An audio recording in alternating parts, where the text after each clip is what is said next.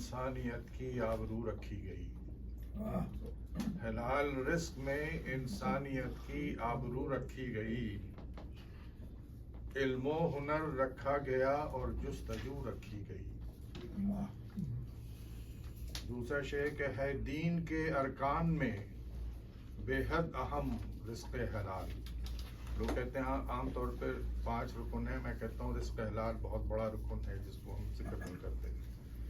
ہے دین کے احکام میں، ارکان میں بے حد اہم رزق حلال، تاکید ہے حاصل کرو زیادہ و کم رزق حلال۔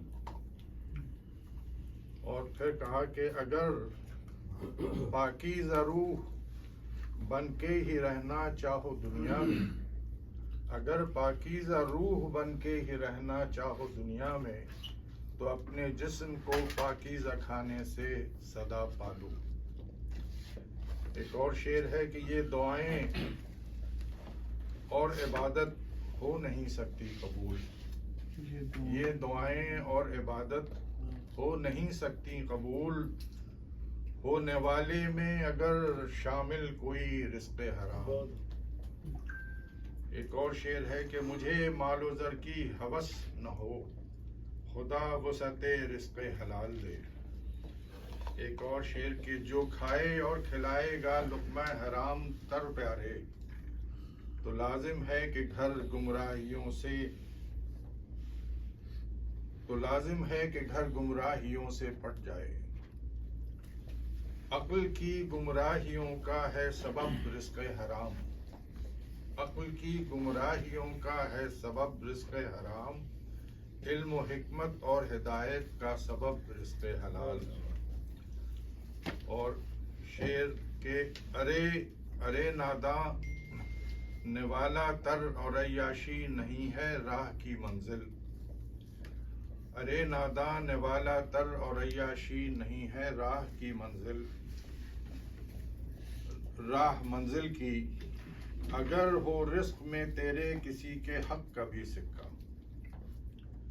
اور نظام مملکت میں ہے دیانت اور امانت کا بڑا حصہ، نظام مملکت میں ہے، آپ کی بات کو انڈورس کر رہا ہوں کہ نظام مملکت میں ہے دیانت اور امانت کا بڑا حصہ، بنا عدل و صداقت کے ہے قوموں کی تباہی اور بربادی۔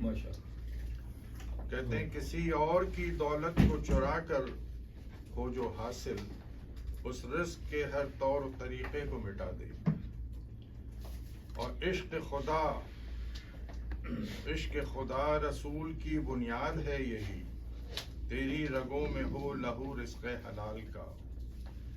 اور ایک شعر اور کہ چاہے اگر خدا کی محبت ہو بے حساب، چاہے اگر خدا کی محبت ہو بے حساب، پھر سو ہوس سے دور رہ رزق حلال پہ گزار۔ اور قربت خدا رسول کی ملتی انہی کو ہے، قربت خدا رسول کی ملتی انہی کو ہے، نوری لہو رگوں میں ہو رزق حلال سے، نوری لہو رگوں میں ہو رزق حلال سے۔ اور رزق حلال بخشتا ہے جسم کو بھی زندگی، روح کو ملتی ہے اس سے تازگی و روشنی۔